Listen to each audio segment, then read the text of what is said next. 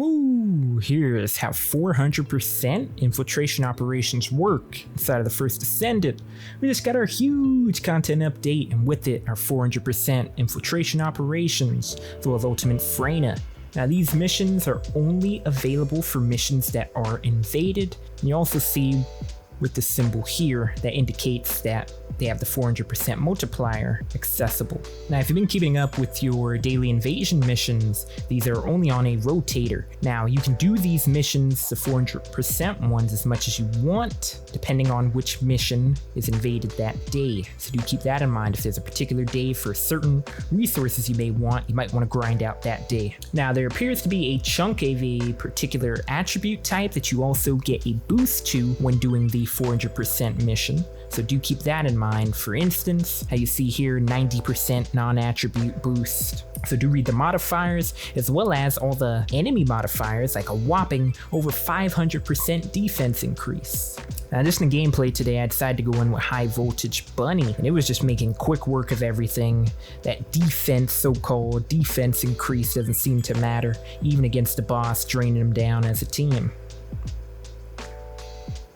Now, as well as doing these operations, there's also an XP increase in the likes of there's way more enemies that you're now annihilating. So more XP gains from more enemies you're clearing. Now, we touched on the XP a bit, but what about the loot? We're getting all these purples to drop throughout, as well as yellows, these vouchers that we'll be able to use for ETA, as well as the massive amount of red mods through these clears. So do make sure when you come in here, you free up some inventory space. Just in this clear here, we got 4 red mods to drop right at the end. But prior to that, just the other elites had a bunch of red mods dropping as well. Regarding one of today's 400% missions, the Calico Ossuary, we also have Ultimate Freyna Stabilizer Blueprint at 6%, as well as Enduring Legacy Blueprint at 10%. Even easier to really just max out that score and get the double pattern drops, as well as just the other miscellaneous loot from your purples to reds. Now, regarding the other loot like your batteries and the biogel, those quantities still seem to be the same. You just have more chances for them to drop since there's more elites to kill, but the values that they're dropping, like I was getting 1 battery off the elites, it's not really much, but it's something. To wrap up everything, essentially they've gutted the missions, all the objectives are gone, and it's been essentially turned into an annihilation extermination mission. You have a lot of monsters to just clear through. When you finally get to the boss room, you now have the addition of another boss to kind of fight with their own mechanics as well. For this particular mission, it would have that immunity phase where you have to shoot the little balls.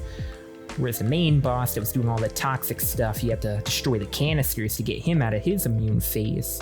So little minor things like that to kind of spicing up the missions a bit. The main takeaway is a lot more enemies to burst through and 2 bosses at the end, with the chance of just a lot more red modules, as well as these ETA vouchers. Now I'll be doing a follow-up video regarding the vouchers, but ETA is over in Albion now, and they'll arrive every Friday.